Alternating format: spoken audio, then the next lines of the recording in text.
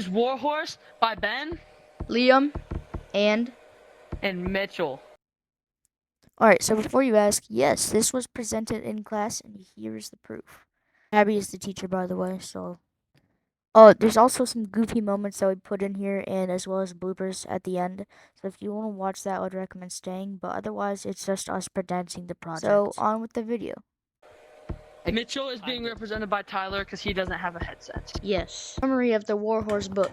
The theme of the Warhorse the book shows the bond of humans and animals. Throughout the story of Warhorse, a lot of stuff happens. A brief summary could be described as, I was not yet 6 months old, a gangling, leggy colt who had never been further than a few feet away from his mother. This was until he and his mother entered an auction. Then Joey got sold away from his mother to an alcoholic. That alcoholic turned out to have a son named Albert, who was very caring for Joey. However, this drunken father had gotten very regretful of the purchase and did not have the money. Joey gets sold to the war, getting split from Albert. Joey soon meets a wonderful horse named Topthorn, whom he gets very close to. Topthorn eventually dies. However, Joey eventually reunites with Albert when he joins the vet for the army. They go back to their abode after the war is over, living happily.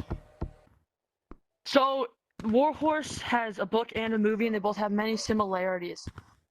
In the book, some of the similarities include, in the book, Joey's being auctioned off to Albert's dad, and he bought him. This is also happens in the movie, and is a gateway into how Joey meets Albert. Another similarity is that Joey is sold off to the military, and this happens so Albert's father can pay his rent. The final similarity is that Joey pulls a cart full of guns, or a big gun, depending on what his job was. And that's what he did in both the book and the movie. He pulled a massive gun. Those are some similarities between the book and the movie. The Warhorse book and movie have many differences, from the moment as Joey is born to the very end in the war. In the movie, we watched Albert witness Joey's birth, and in the book, we started at the auction, not Joey's birth. We also don't meet Maisie Brown, Albert's wife, in the movie, but in the book, we learn about her and Joey's life after the war.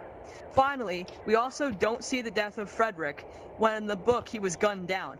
There are also differences in the weather. In the movie it was rainy and destroyed Albert's family's crops, but in the book, no crops were destroyed because there was no rain.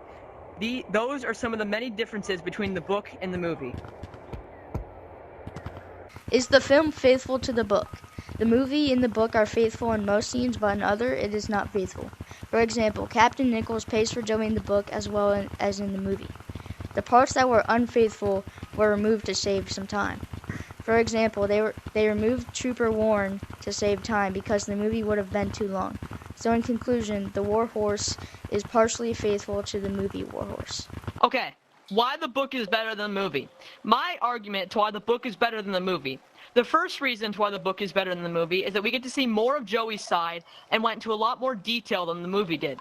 Another reason why I think the book is better than the movie is because we see more of what Joey is thinking in the moment, and we also get to hear the people talking to him. Also in the book, Joey gets to explain how he feels in different settings, such as when the change and when he's pulling the hospital cart. That is why I think the book is better than the movie. Why the movie was better than the book.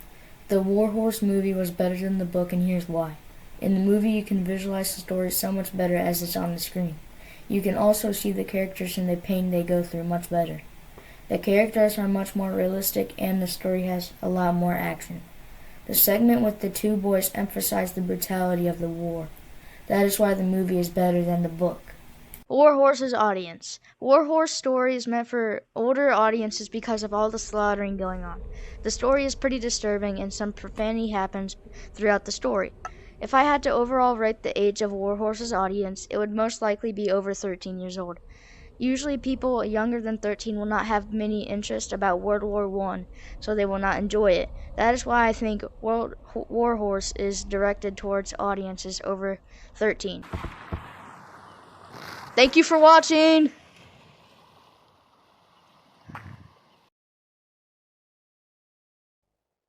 Okay, this is our Warhorse presentation by Ben, Liam, Liam, And what are you Mitchell. doing? Ow! I just banged my hand on my table. Alright, well, I hope you enjoyed the video, and this is my presentation that I presented in class. So, if you watched this far, please like and subscribe. Bye.